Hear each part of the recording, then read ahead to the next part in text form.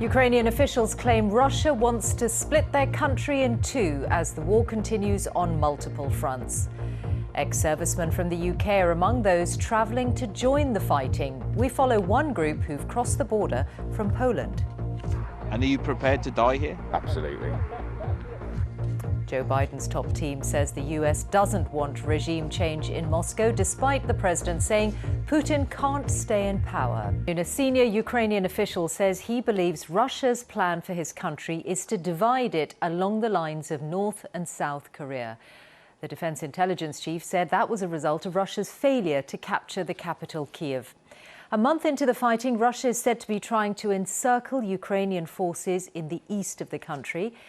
In the west, while many people have moved through the city of Lviv towards Ukraine's borders, others have been entering Ukrainian territory willing to fight. Jonah Fisher, our correspondent, is with us now from Lviv. Jonah. Michelle, on Friday we heard from the Russian Ministry of Defense saying that it was refocusing its efforts on eastern Ukraine. Today, the Ukrainian head of military intelligence said that he believed that Russia was working towards a plan that would effectively split this country in half, leaving Russia in control of the east, either directly or through proxies, with a rump Ukrainian state in the west. Now, meanwhile, the president here, Volodymyr Zelensky, has been appealing for more weapons. NATO countries, of course, will not come and fight here, but there have been foreign fighters volunteering to come here. Now, I went down to the border with Poland and I met up with 3 ex-British servicemen who told me they'd come here to fight Russia. CJ is a dog handler from Norwich. Elliot works on building sites in Colchester. Kieran is a Brighton plumber. I can't sit at home and watch what's going on and just carry on as usual. Between them, the men have 19 years of experience with the British Army and have all served in Afghanistan. We catch up with them just after they cross the border from Poland into Ukraine. We met at the airport and it's all been, like we've known each other for a lot longer than 24 hours. Having taken a £20 flight to Poland, they'd slept overnight outside a railway station. CJ and Elliot had told their families where they were going. Kieran, a father of 4, had not. I didn't tell the mums, no. I didn't even tell my mum. What brought them together was a desire to do something, anything, to help Ukraine. You're not fighting in someone else's street. Does it end up on yours? Does it end up, do my kids become a target? Do my mates' kids? I'll do anything. I'm a trained infantry soldier. I'll help out wherever I can, in the field, anywhere, from back to front. From the border, it's 50 miles and a bus ride to Lviv, the biggest city in the west. These guys are now going to meet up with the Ukrainian authorities to see if they want to sign up with the Foreign Legion here. If they don't, there may be a more direct route to the front line. They've been speaking with other British ex-soldiers who are already there. They may be able to link up directly with them to get where the fighting is. Joining this war, if you're a serving British soldier, is illegal. But for others, it's more of a grey area. CJ, Kieran and Elliot say they were pulled aside by the police for a chat as they left the UK, but then allowed to travel on. My name is Julia, and what are your names? Julia is returning from the border, having helped her daughter to cross. We've come to join the Legion to help fight if need be, to help fight the Russians. You are soldiers, you are fighters? Yeah, we're ex-army. Okay. Oh, thank you very much that you have come here to help our Ukrainian soldiers. Also, they are very brave, very brave. Lviv and the railway station is the volunteers' next stop. There are now serious decisions to be made about where and what comes next. What would you say to people in the UK who say you guys are just looking for the excitement of war? There is no excitement to war. It's not nice. It's not pleasant. We've seen it. There's nothing nice about dead kids at the side of the road. And are you prepared to die here? Absolutely. And with that, CJ, Kieran and Elliot marched off. British boys in Putin's war. Jonah Fisher, BBC News, Lviv. Good evening. US President Joe Biden's Secretary of State has been forced into a rapid clean-up operation after his boss called for Vladimir Putin's removal from power. He said America had no policy for regime change. The comments have provoked an angry response from Moscow, who insisted it was for the Russian people to decide. Well, in Ukraine, fierce counterattacks continued as President Zelensky criticised the West for the slow delivery of arms. Geraint Vincent reports. In the borderlands, the battle for Ukraine rages on. In a part of the country where the Russian invasion began, a Ukrainian counterattack. In the diplomatic standoff on either side of this war, meanwhile, American officials have been trying to clarify their position after their president described Vladimir Putin as a butcher who cannot remain in power. I think the President, the White House, made the point last night that quite simply, President Putin cannot be empowered to wage war or engage in aggression against Ukraine or anyone else. As you know, and as you've heard us say repeatedly, we do not have a strategy of regime change in Russia or anywhere else for that matter. The Russian Defense Ministry released footage of what it describes as its airstrikes on Ukrainian ammunition stores. But it is Russia's bombing of cities and how to stop it that Ukraine's president is most concerned with. Mr. Zelensky criticised his allies in the West who are still pondering whether to supply his armed forces with fighter jets. If only, he said, they had 1% of the courage shown by Ukrainian soldiers. 2 of those soldiers were brought home to Lviv to be laid to rest today. The Ukrainian defence of this country has been valiant and it continues to be extremely effective, but it comes at a painful cost.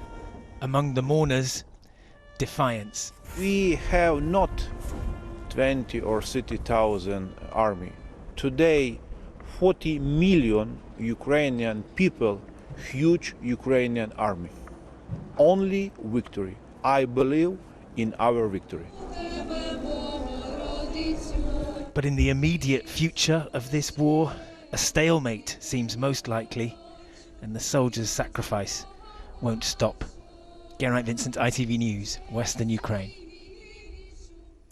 Ukraine's army say they've seen no evidence of a Russian withdrawal from around Kyiv. It follows last week's claim by Moscow that they were refocusing their forces on the eastern Donbass region. Well, our global security editor, Rohit Kachru, has been to one village about an hour from the capital, almost completely destroyed by Russia's bombardment that has remained under Ukrainian control. Shevchenko survived, but not much else did. A statue of the Ukrainian poet still stands after almost everything else was wiped out by a Russian airstrike. The library was hit.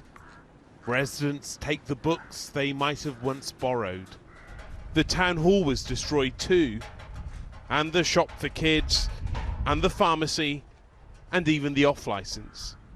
Bishiv is a village 1 hour from Kyiv, and it tells 2 stories. The crater reveals the force of Russian might. But there's a story of failure too. More than a month into this war, life of sorts carries on. The Russian troops never arrived, although plans were laid to stop them getting in. It looks like an earthquake hit. There is complete destruction absolutely everywhere. But maybe the most interesting thing to see is not the fact this place was flattened, but the fact it wasn't flattened into submission. In the capital, monuments are being protected as history is rewritten. Because, met with a fierce resistance, Moscow now says it no longer wants to focus on the capital.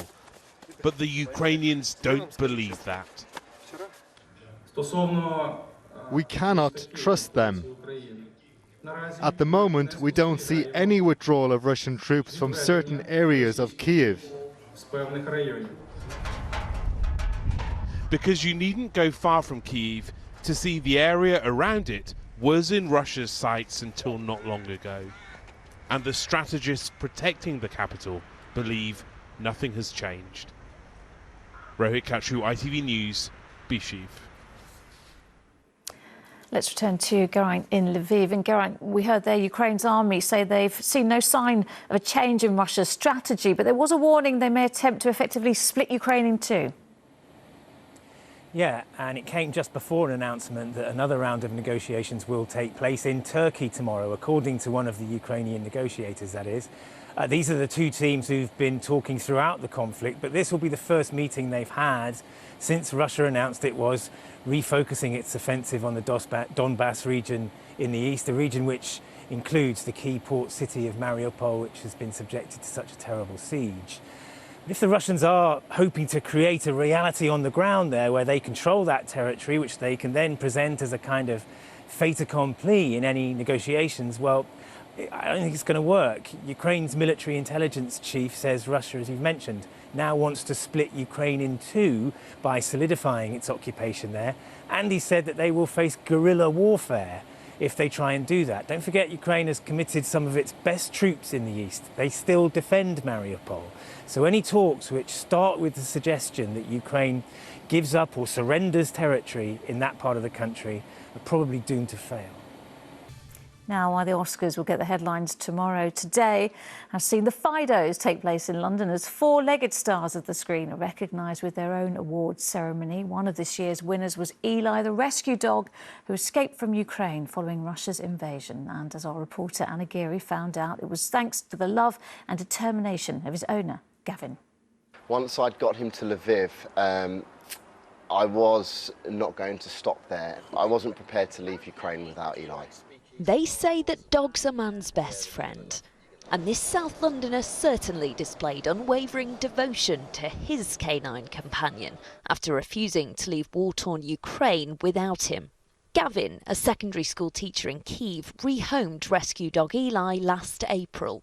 Fast forward 10 months, when the Foreign Office told Brits to get out of Ukraine and Gavin ran into some difficulty. The problem that we faced, like many, was that the paperwork didn't allow us to bring our pets directly back at that time. So we had a delay. A delay that saw Gavin travel to the Romanian border to escape. However, he and Eli were trapped as Ukrainian guards were preventing men from passing. But Gavin says the kindness of local people got them out. There was people campaigning on our behalf to say that he's been here for 3 days, he can't get close to the gate because of he has a shelter dog, please help him. Help Gavin intends to repay as he heads back to the border tomorrow to support others struggling in similar situations. This afternoon, Gavin picked up a prize for his and Eli's bravery at the Fido Awards. With a proud mum and dad watching, Eli moves to his new forever home with them in Croydon. Anna Geary, ITV News. Well done, Eli.